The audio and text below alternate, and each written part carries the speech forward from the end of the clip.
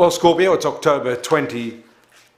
Didici here from astrology.com.au. I have your horoscope here in paper. I'm doing a lot of renovation at the moment. I've moved into my new office, so excuse me if I haven't put up the chart. But actually, I wanted to approach this month in a very, very different way for you. Saturn, the karmic planet, the principal karmic planet, along with the nodes, is transiting now in your third sector, third house of communication, thinking, interaction with others, and to some extent your daily routine.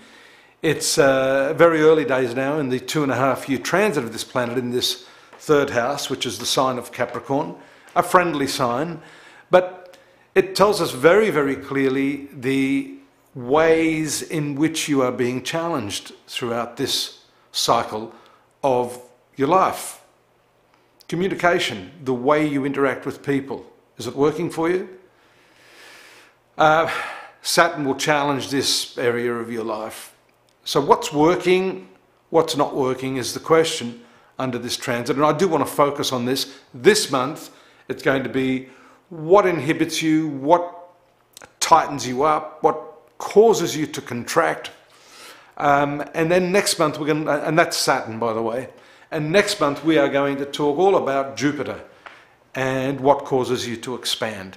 And in particular in this cycle, how you can use these planets to your advantage. Not a lot of people know that Saturn is a planet that, yes, they know that it challenges you, that it obstructs you, but there are certain circumstances under which it will absolutely turn. It's a chameleon in a way.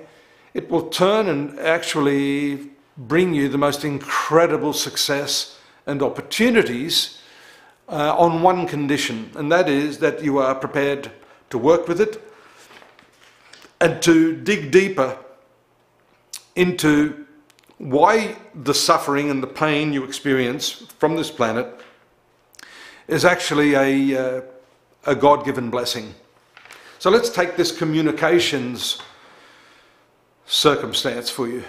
It's obvious that what's been happening in terms of your communication, this can be the most mundane communication with everyday people, but let's come a little bit closer to home, which is your most important relationships.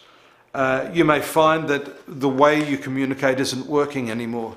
You can't seem to get the results that you want from other people. There are systems of communications and sales, such as neuro-linguistic programming, complicated methodologies for getting people to say yes. You can study that, but I think this has more to do with the initial desire to embrace and accept the challenges you're experiencing from others. The understanding that no is in its own way the seed of some really deep understanding and the mechanism by which you can improve what's happening in your life if you embrace it.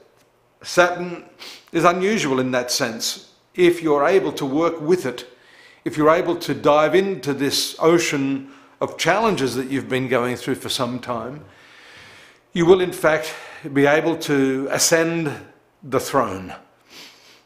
And that is the position of success, which comes through understanding that whatever is opposing you now, whatever causes you to fall, is in itself the way and the means by which you can rise. Now, if you play the victim, you're never going to rise. If you understand that you are the master, at least in terms of the way you perceive the circumstances that you are in right now, then Saturn will indeed give you opportunities beyond what you thought you were capable of. So there is a much, much greater responsibility for the words that come out of your mouth. Once a word leaves your mouth, you can't bring that back. Therefore, I'd say that silence, and strangely, even though we read in all the books of the depth of silence, you know, the strong silent type, which is supposedly Scorpio. My experience is much different, particularly with the earlier born Scorpios, where you want to retaliate, you want to use that stinger to wreak vengeance on those who don't agree, those who've undermined you, undercut you, hurt you, crossed you, so on and so forth.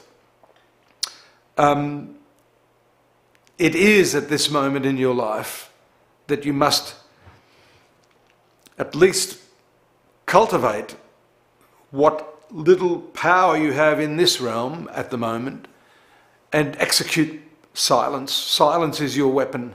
You must look at this square aspect of the sun, which commences the month. It's a right angle between the sun and Saturn. It started late in September and now beckons you to measure each and every word coming out of your mouth. It is through this power of speech, or the silence between the words, in fact even more so, through which you will gain your power, through which you will acquire the position you wish, through which you will dominate others. The silence itself is the weapon. It's interesting how silence can't really be countered in a lot of circumstances. Use this to your advantage, Scorpio.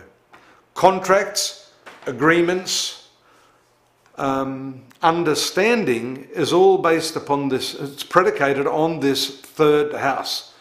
So I'm casting the net a little bit wider here, although I'm coming straight back to the root of the tree, which is the manner in which you communicate, the manner in which you think, the manner in which you approach the circumstances and the people that you're negotiating with right now.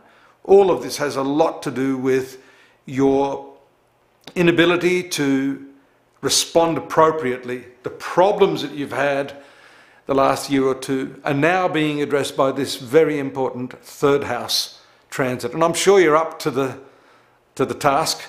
And I'll say that very, very quickly, this is a very speedy response by the planet Saturn. If you're able to step back, take full stock of the way you are engaging and reacting or responding to others, you will see that Saturn will respond very, very quickly and endow you with the power that you so desire. As I said earlier, next month we're going to talk about Jupiter and how it can help you expand. I think these two planets work in tandem, this is an interesting little, I don't know whether you can see that, a stone I had set. It's a lapis with a pyrite throughout it. It is actually the energy of Jupiter and Saturn and the Sun.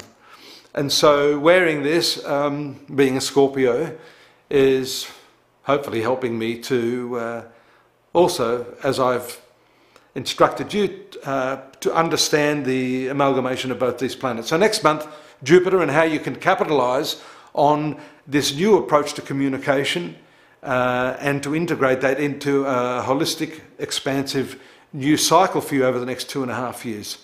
Stop in at astrology.com.au before you check out of your web browser. Have a look at what we've got there for you. I normally draw your attention to that site each month.